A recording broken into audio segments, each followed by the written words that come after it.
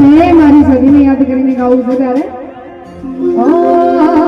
એ મારો હું કઈ હેડ્યો